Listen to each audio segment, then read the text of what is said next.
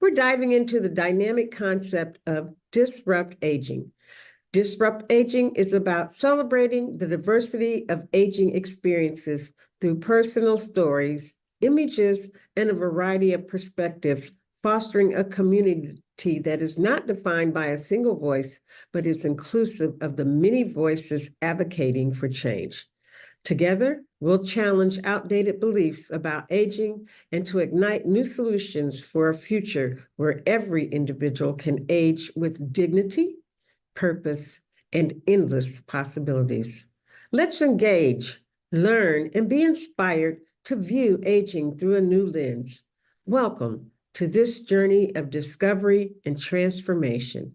We also invite you to join the AARP volunteer team to make a difference in the caregiving community.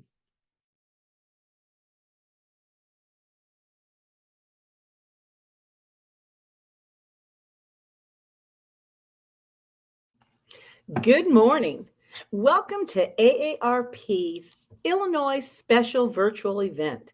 I'm Teresa Jones, Associate State Director, and I'm here with Courtney Hedderman, Senior Associate Director of Advocacy and Outreach. We're your Fraud Fighting Fraudlettes. Yay! We are thrilled to be bringing the latest on frauds and scams and ultimately arming you with the information that you'll need for prevention and reporting if you're ever a victim. We're excited to bring this month's topic, everything you need to know about the Better Business Bureau. We're honored to be joined by Steve Bernas, the President and CEO of the Better Business Bureau for Chicago and Northern Illinois. He's amazing, and the work that the Better Business Bureau does is second to none. Welcome, Steve. Thank you so much for having me this morning. I appreciate it. We appreciate you being here. But before we get started with our discussion, I'd like to remind our Facebook and our YouTube viewers that you can ask questions and share your comments in the social media feeds. We'll do our best to address as many of your questions as possible during our conversation. To kick things off, let's start with some questions. Courtney? Yep. Thank you so much. And welcome everybody. And yeah, Steve, thank you so much for being here. Can't appreciate you more. So, all right, let's dive in, as Teresa said. So let's talk about the Better Business Bureau. You guys are doing a whole bunch of stuff, phenomenal work. So, let's start with probably the basic question. There's types of fraud. There's lots of things that's being reported to the Better Business Bureau. What are those things? What do people need to know about the Better Business Bureau? Well, thank you so much for providing that information to us and having me on today. As I mentioned to you, the Better Business Bureau has been around for over 111 years now, really helping consumers find businesses they can trust. So we try to connect businesses and consumers together that it can work with each other in a great marketplace that we have today. But unfortunately, there's some bad actors, as we all know, that ruin it for everybody else. So we're there to protect consumers as well as educate the consumers, almost similar to what your organization does for the countless consumers all across the globe now. With the internet, it has really opened up the world to us in terms of helping consumers. So we try to help them as best we can. I only been doing this a short time, just 36 years. I've been in this position, so I've seen it all. I predate the internet and fax machines and things of that nature, and how the world has completely changed since that time. But really, the Better Business Bureau sees a lot of types of scams, and one of them that we see is number one on our list is online scams. And unfortunately, that's been number one for the last 4 years. And if you think about it, it's really started with the pandemic. Everybody shifted to the online world, and therefore the scammers have done that. Think of how the world is different today with what you do in terms of your personal life on the internet and all the apps that you have. So there's so many information that is out there, and we want consumers to be protectful of the online world because there's some bad actors out there, and we've seen it time and time again. And one of the most active things is fake pets online. You see a lot of times people offering pets for sale, and they have no pets online. And there's fake websites. And I think consumers are too trustworthy today. You've got to look online and make sure that's a reputable site you're dealing with and not just a knockoff or a fraudulent website. because it happens quite often. You really can't tell the difference, Courtney, as you could in the past. Remember, it was the grammatical errors or something other on there, and now they just copy and paste. And with the advent of the AI technology, it's very easy to put together a website that looks like a Fortune 500 company. And one thing on online scams, and we did a survey recently, and about 65% of the consumers that filed scams for a particular month had no intention of buying the product that morning, or that day rather. That speaks volumes. 65% had no intention of buying the product. That means they saw a pretty looking ad that may have popped up on their social media site, and they clicked on it without doing any research or due diligence, and they were victimized in some way. And it's not just a local problem, it's not a national problem, it's an international problem, because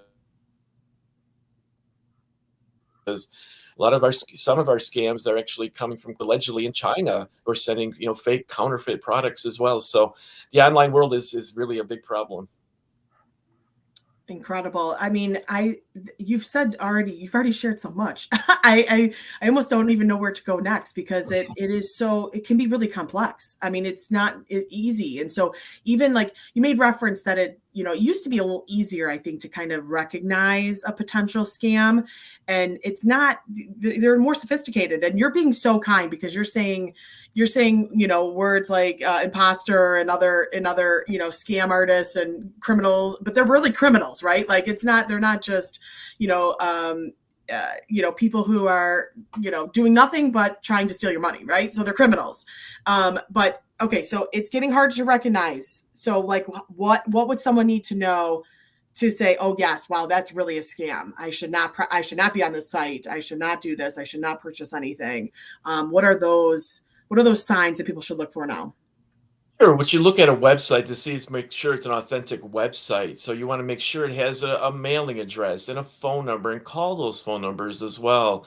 And then do your due diligence on the website. I think a lot of times, and I've been doing this for a long time, as I mentioned, so a lot of consumers don't do their homework or due diligence on a company, and they just click on the ad because it looks nice or pretty ad, or the marketing company has got to you in some way. And that's how they follow you. When you look at a product and you ever notice like a few days later, a product will still appear in different sites on your screen, is because the marketers know how to follow you on those particular advertisements. So a lot of times we see people duped is looking at the company itself and then doing the homework on it, not only checking with the Better Business Bureau, but other sources out there about the company. Make sure they have some type of track record. And you want to look at their customer reviews. You want to make sure they do have a file somebody. There's somebody knows about them. A lot of times what you'll see is there's no information on the company.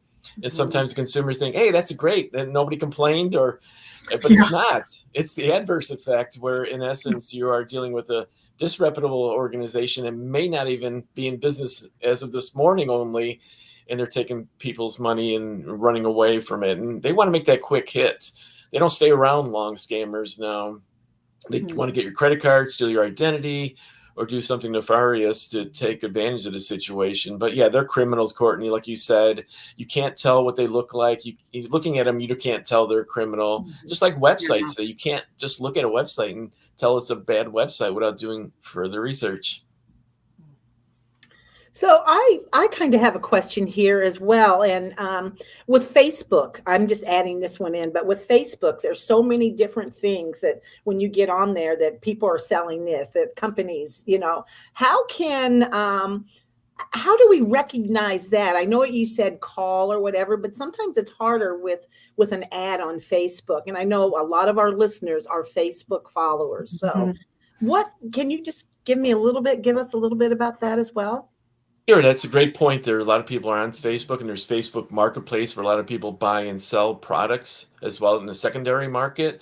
But you really have to click on that ad and look and see where it's actually going, and then do the homework on that particular company. Just because it's on Facebook doesn't mean Facebook's selling it or reviewed it or looked at it in any way, shape, or form. And I think that's where a lot of consumers get a little bit confused in thinking, it's on Facebook, it's got to be a great offer, or they endorse it, or they have reviewed it. It's not the case. And sometimes they do, catch on to these companies or scammers, and they do take it down. But by that time, usually the scammers made their money. So you just really do, you got to, if you are going to click on that link, go to that site and then find out where that site is and what the URL is, and then do your homework. And I just want to stress, if you are buying on Facebook Marketplace, you're buying from somebody you don't know and trust, and there could be danger in that.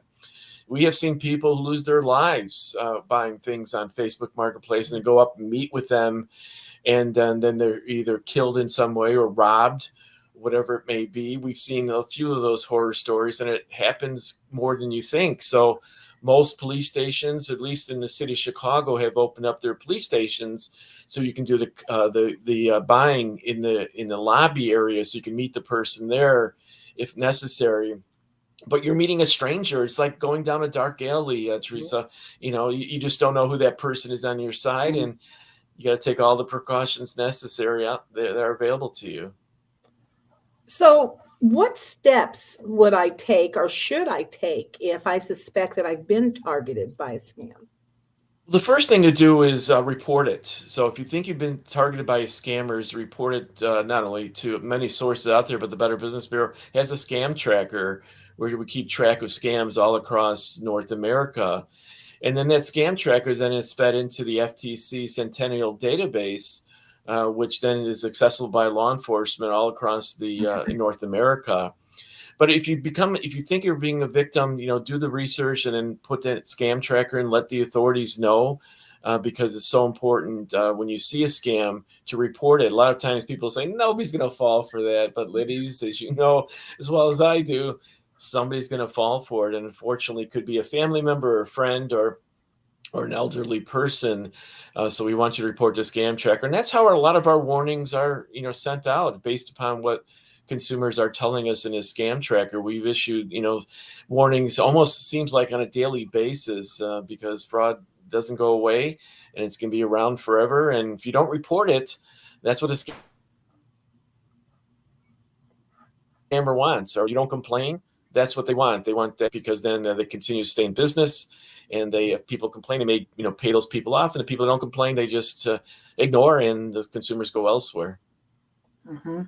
No, that makes sense. Well, so if somebody has been, they've been a victim, they've been targeted or whatever, but also maybe they're like coming to the Better Business Bureau to maybe even see if a business is legit, right? Or if an offer is legit. So like, how does the BBB help like someone like me or someone who's watching right now, like verify if something's legit or if a business is legit? How does that work? Well, that's a great point, Courtney. A lot of our work at the Better Business Bureau is providing consumers that businesses they can trust. So I know we talk a lot of scammers out there and bad businesses, but there are so many great businesses, not only in Illinois, but throughout North America. But unfortunately, the bad actors, get the attention to the matter. So the Better Business Bureau provides a wealth of information. We truly are a referral agency to find businesses you can trust. So if your air conditioning breaks down, your car breaks down, you need to buy a car, or need an electrician in your house, you can go to our website and get information on that particular industry and find somebody that you can trust. You can zero down all the way to your neighborhood and find somebody that is accredited by the Better Business Bureau. And what I mean by accreditation is that they meet our standards of business practices. And if they don't meet the standards, then we revoke that accreditation. So you see that BBB seal, which is a sign of a better business. But also, check on companies itself with the BBB. So that's our secondary, potential. No, this is our second most important aspect of the BBB, where you check on companies before doing business with them. There's so much information out there, ladies, as you know, and it's so frustrating in my career is that people call us after and they've been victimized, and then they do all their homework and legwork. It's like, why didn't you do it ahead of time? You wouldn't have been victimized. So also like the AARP, we provide so much information out there on businesses, but also what to do ahead of time and what to look out for. So do your homework now, not after, because as you know, ladies, sometimes when you do all this homework, you realize you've been a scam. There's nothing we can do for you. The money's gone or your identity's stolen. You'll never get it back. Yeah, exactly. So like, So you're making a lot of reference to, I think, even like fraud education and prevention, things that could happen beforehand. So outside of the scam tracker, which you referenced, are there other resources? I mean, within your website, anything else you can give us as it relates to, that kind of fraud education and prevention? What can happen, before we don't want anything to happen, right? So what do we need to do? What does somebody need to do beforehand?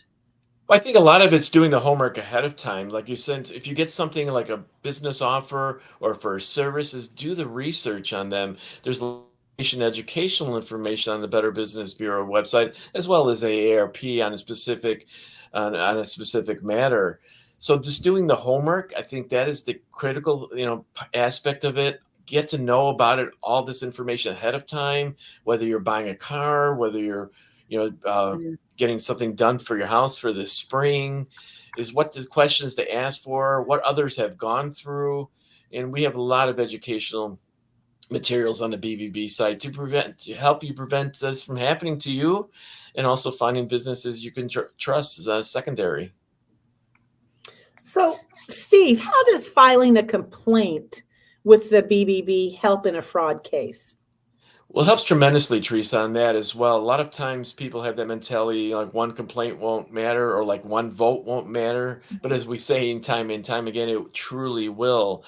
We resolve about 80% of our complaints filed to our attention, which is very high. Yeah. The other 20%, either the company ignores us or we are unable to resolve the issue. And then that information is disseminated in the public company's report for the next 3 years. So that's how our grading system is based upon, the complaints filed with us and what our interaction with the particular company. So the squeaky wheel, ladies, always gets the oil. I think a lot of times consumers write it off to experience. I do a lot of presentation. I always ask, who has been victimized by business or scammer? They all raise their hand. Who reported? And they all put their hands down. It's like, well, that's how they get away with it for so long, is not reporting it. And then the good businesses want complaints. Sometimes they treat it as a gift that they can, resolve the matter and keep you as a customer. So we have mediators on staff who can try to mediate the resolution. And we also have arbitrators that are not on staff, but are hired by the Better Business Bureau to resolve the matter. And then it's legally binding, enforceable by Illinois state law if both parties agree to a binding arbitration. But most of it can be resolved through a mediation or conciliation, where you kind of both talk about it and we try to come to a resolution in some way. But don't sit back on a complaint. The squeaky wheel will get the oil every time. So we talked about filing a complaint, but what is the process for reporting a fraudulent business to the BBB? Well, not only filing a complaint, but we also have that scam tracker, as we talked about it earlier. So going to our scam tracker not only provides you a wealth of information on the educational component of the scam tracker, what others have gone through, but also information about, what to look out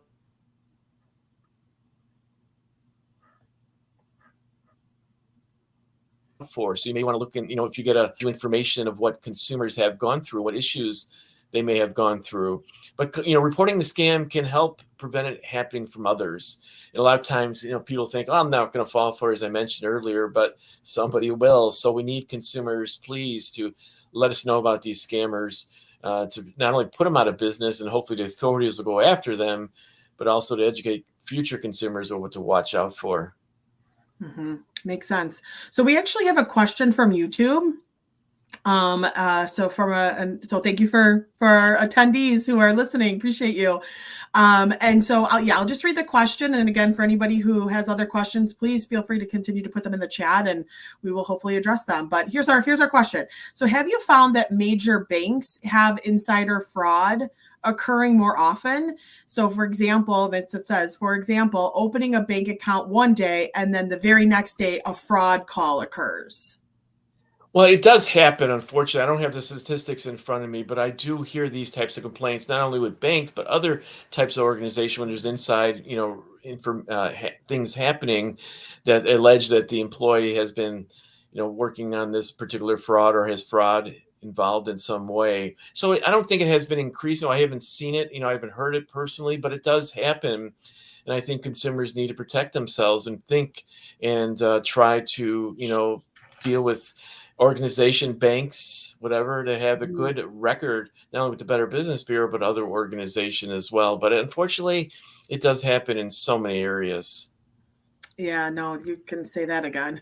Okay, so going like, so for example, if in fact somebody, has lost money, and you've made reference that the Better Business Bureau assists people as well, and so is there also other services like to kind of monitor for potential identity theft? Like, I just want to make sure we're exhausting it, that everybody fully understands, because you do there's a lot of layers to you guys. So like, want to make sure everybody understands exactly what they can expect from the Better Business Bureau. So is there monitoring? Obviously there's reporting, there's assisting if in fact somebody has, been a part of some sort of, a scam or whatnot. So just want to clarify all of that.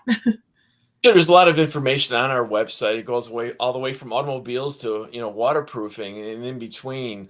So we don't monitor anything. Identity theft, as you mentioned, is still the fastest growing white collar crime. But we have information on there about identity theft, what to do ahead of time in order not to become a victim of identity theft. I mean, it's a matter. It's not a matter of if, it's a matter of when it's going to happen to you. So we have that information there, and then we have other resources like the Federal Trade Commission or other organizations that had information on identity theft as well. But that's still a big problem. I think consumers need to get their monthly, or not monthly, but their credit report on a monthly basis. That's important to it. And really, it's getting to the point that we're telling consumers, the Better Business Bureau is informing consumers, to put a credit freeze on your credit report. Even though you haven't yet been a victim of identity theft, it kind of puts another layer involved and kind of makes you prevent it from identity theft from happening. But most of our website is educational, things like that nature, and the issues with banks, not only internally, but externally as well. The fraud, check washing, which is a big problem that's happening out there. So I think consumers need to keep up to date on what's out there and visit our website. But we also have a consumer newsletter at bbb.org, /Chicago Buzz, which can give you semi-monthly topics of what's happening out there, because we can talk, as for hours on all these frauds that are happening out there. But consumers do have a wealth of information, and not only with the AARP and other organizations like you, but consumers don't do anything. That's the problem, is do the homework ahead of time, not after. I had a consumer a few weeks ago, lost, I think it was about $6,000. He did all the work after about, oh yeah, he is a scammer. This is a bad business. Okay, you've done it all before, you wouldn't have lost the $6,000. So it's up to consumers to do their own homework and do their own research. Nobody's going to tell them what to do. I'm not going to say the BBB is not going to tell you not to do business with the company. We're going to tell you they're great and what others have said, if they're an F-rated company and why. And it's up to you then as a consumer on whether or not you want to do business. But there's so much information on the internet about topics today, not only our site, but your site and other sites. Just do the research, put the keywords in. If you're worried about identity theft, put in, how do I prevent an identity theft? Or you're worried about a home contractor, put it in there. We had a slew of calls from the south suburbs with the recent storms that happened out there. And it's going to happen all over the state of Illinois. And there's a lot of things you can do to prevent this from happening to yourself. I have another question here. You're talking about monitoring, and you said something that caught my attention. You said about putting freezes on. I think a lot of people don't realize that they can do that. And I also think that people think that if they freeze an account, that means they have to start all over from the beginning. And so tell me, when we freeze an account, what exactly does that mean to our listening audience? Well, that's a great point, Teresa. It has a bad name. It's freezing, and people don't understand that. So basically what it means is puts a hold on your credit report. So if you go into a store and try to open an account, you're not going to be able to, because there's a freeze on your credit file at that, with the credit bureaus. But it does mean you can unfreeze it pretty quickly. So they give you a 4-digit code, the credit reporting agencies, that you can unfreeze your credit report. So if you're buying a car or opening an account, you can unfreeze it. So it actually just adds another layer to protection of identity theft. Again, it's not a matter of if, it's a matter of when it's going to happen to you. So it's really just, it has a bad name to it, but it's really simple. It just locks down your credit report And then you can unlock it anytime you want, and it's pretty easily done, but it provides another layer. And again, it's not 100% foolproof because the scammers know things around other ways to steal your identity. But also, you should get your credit report on a monthly basis now because it's free. So everybody should go to annualcreditreport.com. And then that's the only website we recommend in the FTC and the other governmental agencies, annualcreditreport.com. You can pull your credit report on a monthly basis, but it also has a wealth of information on what we talked about, credit freezing and what it entails and how to do it on those particular websites. But do the homework ahead of time. Love it. That's fantastic. We actually just had another question from YouTube come on. So good morning, and good morning to them. I had someone steal my identity trying to get money from unemployment. How can I prevent this from happening again? Good luck. You really can't. Unfortunately, you can't prevent identity theft. You could take steps to reduce it a little bit. Somebody filed for unemployment insurance with me too, using my information in I think it was Kentucky. So again, I can't control it. There's not much you can do. Is just make sure you're on top of everything and make sure you have a shredder and shred all your personal confidential information. It's not throwing it out. But breaches happen all the time. I mean, you hear about major breaches. AT&T, had a major breach not that long ago, and other organizations do. And you never know where your information is at and when they'll use it again. So if you had a breach that happened a year ago, they can use it 2 years from now. So you don't know where these unemployment, scams, particular benefits scams are coming from. And I've been a victim of it. You just got to take steps to prevent it from trying to happen to you and stay on top of it on what to do. Yeah, good advice. Very good advice. Okay, so tell us about the trends. Like, what do people need to look out for right now? Like, what's the hot things that are kind of going around that people really need to be warned about? There's a couple of things. One of them is imposter scams. I know we touched on it a little bit, but I can't tell you the amount of complaints and scams that are reported on imposters. And basically, an imposter scam is somebody calling you up or somebody sending you an email or a text saying there's somebody else and they're not. So it might be a governmental agency. It might be some other type of agency out there, and they're trying to basically have you click on the link. And, as if you see on a screen, phishing scams are the number 2 reported scam at the Better Business Bureau. And imposter scams are really just people trying to steal your identity. And it not only happens to individuals, it happens to businesses. I know a recent law firm that had to pay $1 million to get their files back. And that's just by clicking on a phishing email or an email and clicking on the link. That's why it's so dangerous. And we ask consumers, the Better Business Bureau, is 2 things. Don't answer your phones unless it's on your contact list. Let it go to voicemail and then try to figure out who's calling you. And secondary is please don't click any of those text messages and things of that nature. Please don't click on those text messages or those phone calls saying they're from a governmental agency or something that's dire is going to happen. And the tip on that one is if you have to do something in 30 minutes or less, that's the tip off to the rip off. So don't answer your calls unless it's your contact, and don't click on those links. Go to the company directly. So if you think it's your mortgage company that sent you an email, you can't tell. So I'd rather you go to your mortgage company's website directly instead of becoming a victim of a phishing scam or a bad business on that side.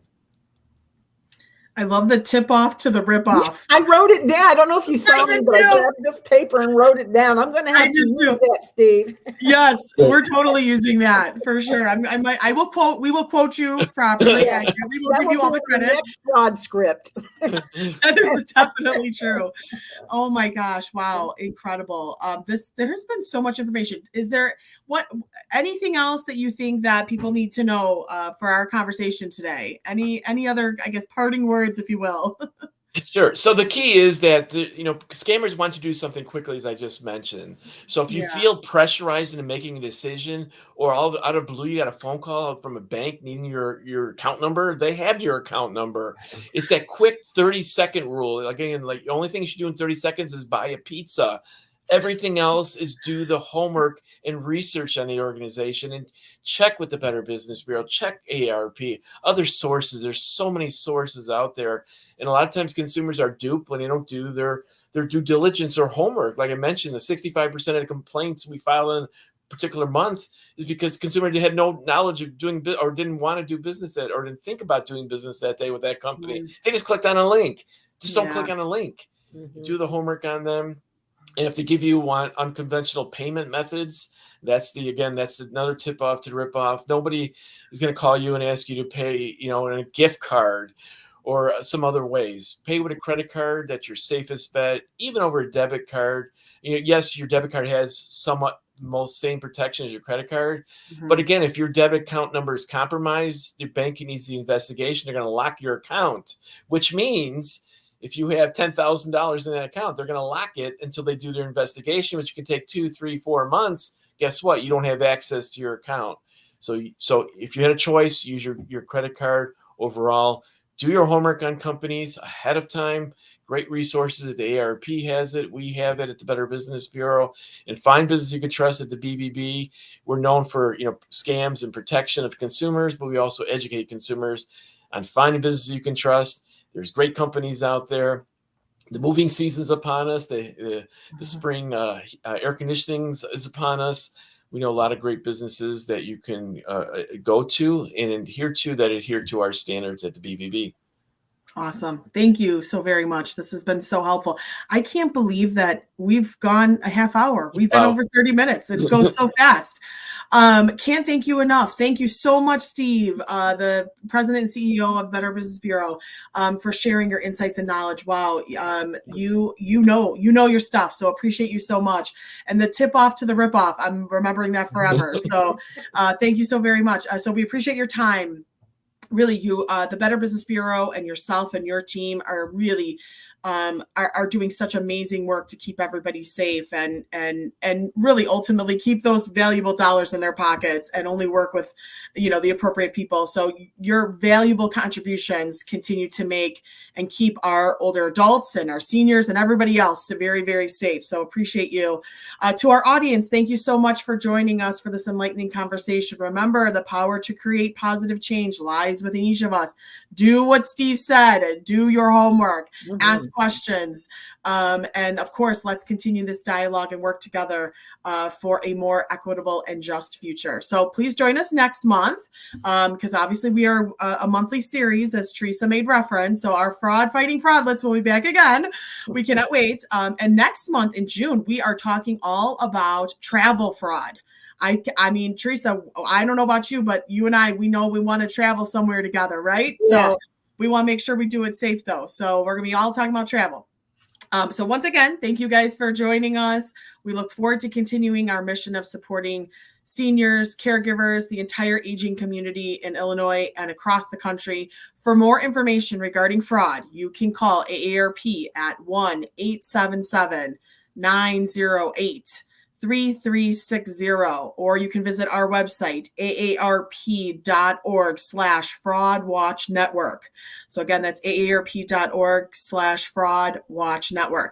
Now, of course, Steve gave a whole bunch of additional resources from the Better Business Bureau. So you can contact the Better Business Bureau at www.bbb.org. And I love that scam tracker. So everybody go to that scam tracker, bbb.org/scam tracker. There's so many resources, as Steve mentioned, Teresa and I have talked about. Please do your homework, everyone. Stay safe out there. If you'd like more information about AARP's upcoming virtual events, we're going to find about our AARP, our fraud fighting, fraudlettes talking about travel next month. You can go to aarp.org/Illinois. So that's aarp.org/Illinois. Thank you so much, everyone. Have the most wonderful day. And this, of course, concludes our today's virtual event. And Teresa, here we go. Stay safe. Stay safe, everybody. Take care. Thank you, everybody. Bye-bye. Thanks again.